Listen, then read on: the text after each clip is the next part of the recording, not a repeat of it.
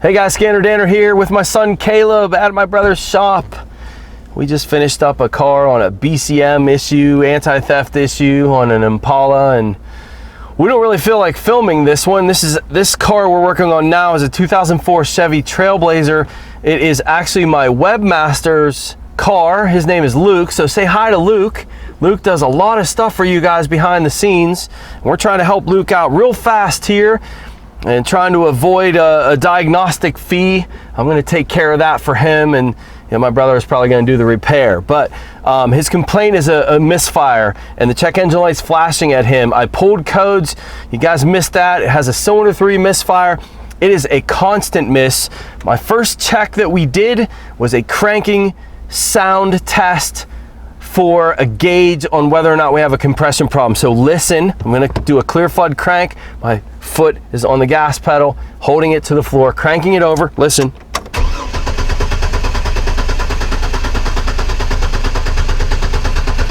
Nice, even, consistent cranking. This is not a compression problem. On startup, I can feel an immediate constant misfire. See, the misfires on cylinder 3, it's constant. See, it's counting. Constant miss on cylinder 3. Okay. So we had codes for cylinder 3 misfire. It also had a cam crank correlation code, which I didn't like.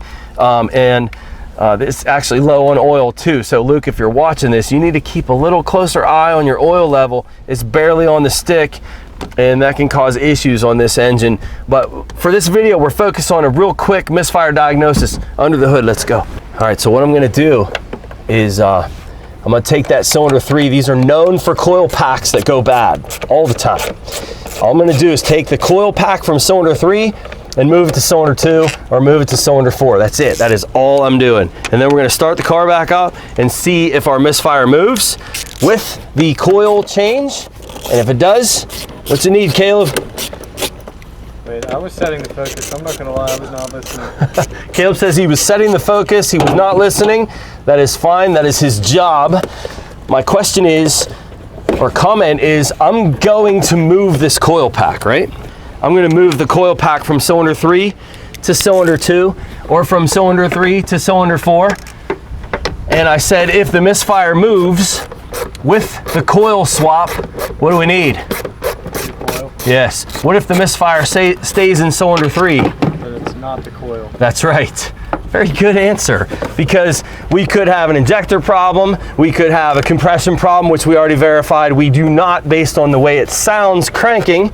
We could also have a fuel injector problem on that cylinder 3 as well. And I actually have a video on one of these I did years ago. Oh, I just broke this housing. Look at that. What? We can glue that. We're gonna have to glue that. That's gonna end up causing a lean exhaust fault. That pisses me off. That sucks. Urgh. Is this a mass airflow or a MAP engine? I don't see a MAF. Maybe it is a MAP only. Don't care right now. Cylinder 3, right? That's what we're talking about. Here's cylinder 3. Look, 1, 2, 3, 4, 5, 6. Thank you that it's not cylinder 6. We'll go cylinders 2 and 3. We're just gonna swap these coils, and we can run this engine with the housing off. We don't have to put the air cleaner housing back on. So let's say hypothetically, and I don't see any burn marks, let's say hypothetically that our misfire stays with the number 3 cylinder. You're trying to help your buddy out. You don't really have any equipment, but you can look at misfire codes on the scan tool, and we can tell if it moved or not. And you're saying next easiest step, if it stays in cylinder 3, next easiest step. Hit it with a hammer. You've seen me hit things with hammers too often. I'm kidding. Well, checking the coil, when you're doing that, you're checking for... If it moves to cylinder 2, we have a bad coil. Yeah. We're done. I Okay? understand that. If it stays in cylinder 3, it's not a bad coil, so forget the coil, it's off the list. Yeah. But what would you do next? What is the coil, what part of the process is the coil used for? The coil is going to charge, make the magnetic field, collapse, and fire the spark plug. Okay, so that's for spark. Yeah, for spark. That's Yeah. what I thought. Sorry. Yep. Fine. So we have compression, we have spark. we need. Well, we don't know that we have spark because you have the spark plug, and that's what I was trying to get you to tell me. Oh, okay. Move the spark plugs, the next step. If this stays in cylinder 3, our next step, we're gonna swap these spark plugs. That's it. Let's go look. We're gonna leave the air cleaner housing off. Come on. Still have our dead miss. Look at the scan tool. Bam! Don't gotta be all high tech all the time. It's on cylinder 2 now. Yep. What do we need, Caleb? New coils. Or Well, a new coil. A new coil. Make sense? Yep. So, you guys that follow me, you understand what I do. You understand that I like to attack things and show you all possibilities. You know, if I was doing this with my class at Rosedale Tech or with my online students, I would, you know, break out a lab scope and scope the coil primary, and let's look at waveforms, maybe look at secondary. Let's see what a lean misfire looks like. Let's look at fuel trim and downstream O2s and see what kind of misfire we have. All cool stuff to identify misfire problems. Just don't forget about the basic stuff sometimes. How hard was that? That was super easy, wasn't it?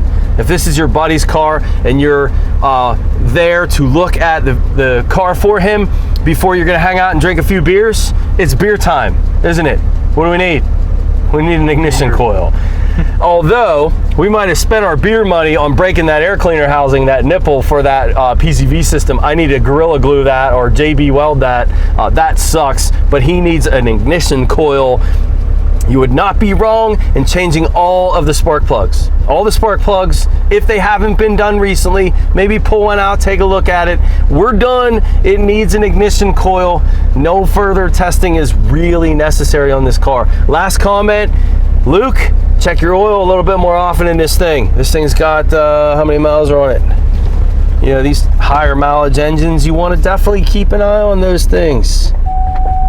Yeah, 122,000, that's not a huge amount of miles, but keep an eye on your oil level. You're at least a quart down right now. Ignition coil, quart of oil. Check the spark plugs, see what they look like and whether or not you want to replace them. Guys, thanks for joining me and Caleb. This one was fast. Caleb, thanks for being cameraman and just being super cool. Guys, I'll see you next time. Some plastic weld. Thanks, Permatex or Danner for providing this fix for my oops. Dude, I barely pulled on that. That should not have happened. This stuff sets up pretty quick, so I gotta be fast about it.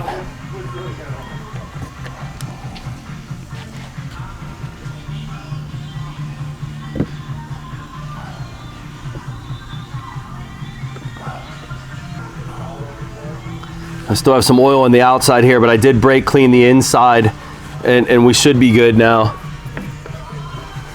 And we'll put that back on once this dries. Sorry, Luke, but that'll work for you. Just be careful next time you take this thing apart.